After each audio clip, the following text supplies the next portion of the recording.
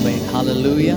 நம்ம ஆராதிக்கிற இயேசு மிகவும் பெரியவர். இந்த நல்ல காலை நேரத்தில் கூட தினமும் இயேசுவோடு இந்த அதிகாலை ஜெபத்தில் கர்த்தரை ஆராதிக்கிற அவருடைய நாமத்தை உயர்த்துகிற உங்கள் அனைவருக்கும் இயேசுவின் நாமத்தினால அன்பின் வாழ்த்துக்கள். ஹல்லேலூயா. அவர் நல்லவராக இருந்து நம்ம ஒவ்வொரு நாளும் நம்ம நடத்துகிறார். ஆமென். தேவன் நல்ல தூதர்கள் அவரை தொழுதுகிற எல்லா இடத்திலுமே அவருடைய பிரசன்னத்தை நம்ம உணர முடியும். எத்தனை பேர் ஆமேன்னு சொல்றீங்க? நம்ம சேர்ந்து சொல்லலாம். ஆமென். தேவ பிரசன்னமே இறங்கியே வந்திடுதே. ஓ தேவ பிரசன்னமே இறங்கியே வந்திடுதே.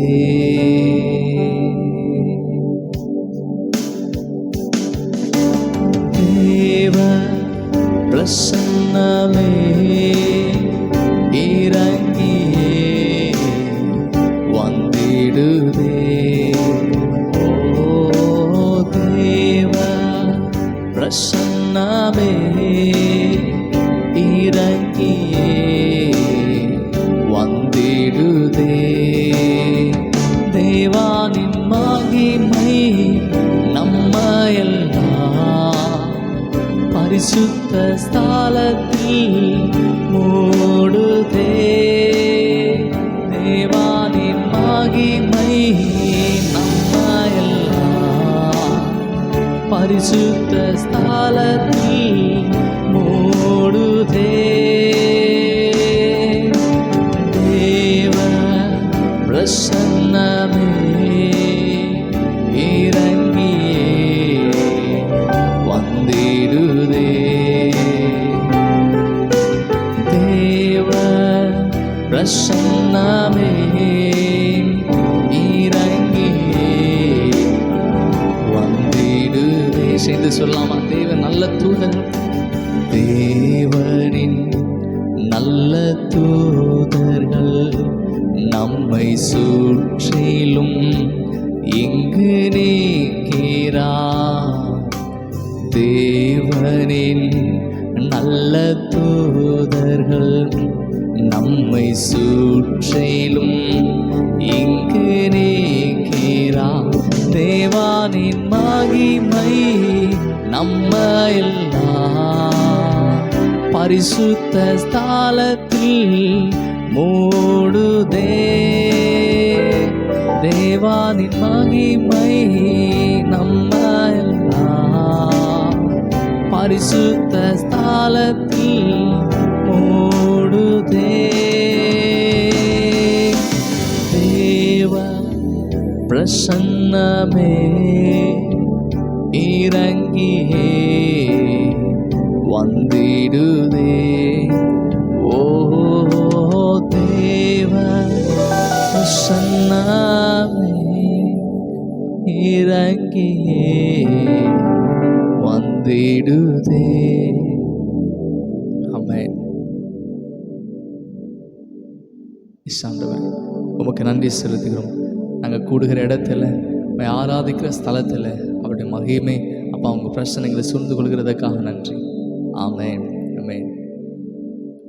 இந்த நேரத்தில் கூட ஒரு வசனத்தை பார்க்கலாம்.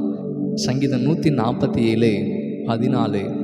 அவர் உன் எல்லைகளை சமாதானம் உள்ளதாக்கி உச்சிதமான கோதுமையினால் உன்னை திருப்தியாக்குகிறார். ஆமென்.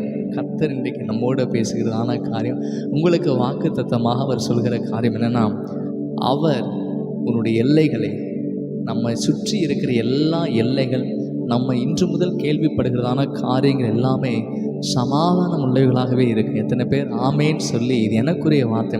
இதுவரைக்கும் நீங்கள் அழிவை கேட்டுக்கலாம், தீமையான காரியங்களை கேட்டுக்கலாம், உங்கள் எல்லைகளுக்குள்ள அழிவு காணப்படலாம், அல்லது எதிர்மறையான நல்லதே நடக்காத அநேக கெட்ட காரியங்களை குறித்து கேள்விப்பட்டுக்கலாம். ஆனால் இன்றைக்கு விசுவாசிங்க, இனிமேல் ஆமேன் அவர் நமக்கு வாக்கு பண்ணுகிறார். உன் எல்லைகளுக்குள்ள அவர் நமக்கு சமாதானம் உள்ளதாக, நம்முடைய எல்லைகளை சமாதானம் உள்ளதாக்குகிறார். அது மாத்திரம் இல்லாமல் உச்சிதமான கோதுமை, இதுவரைக்கும் குறைவுகள் நடுவில், தேவைகள் நடுவில் நீங்கள் போயிருந்தாலும் இன்று முதல் உச்சிதமான கோதுமையினால் அவர் நம்ம திருப்தியாக்குகிறார். இந்த வார்த்தை எனக்குரிய வார்த்தைன்னு சொல்லிட்டு நீங்கள் விசுவாசிக்கணும். முழு உள்ளத்தோடு நம்ம கத்தரை எந்த விதத்தில் நம்ம சந்தேகப்படாமல் அவர் நமக்கு வாக்குத்தத்தம் பண்ணி நிறைவேற்ற வல்லவர் என்பதை உறுதியாக பற்றி கொண்டு அவரை நீங்கள் சார்ந்திருக்கும் போது உங்கள் எல்லைக்கு வெளியே இருக்கிற எவ்வளோ மோசமான சத்தங்களை கேட்டாலும் உங்கள் எல்லை பகுதியில் நீங்கள் இருக்கிற ஸ்தலங்கள், நீங்கள் வசிக்கிற இடங்கள், நீங்கள் உலாவுகிற, நீங்கள் தங்கியிருக்கிற, நீங்கள் வேலை செய்கிற, நீங்கள் படிக்கிற எல்லா ஸ்தலத்திலுமே சமாதானமான காரியங்கள் உங்கள்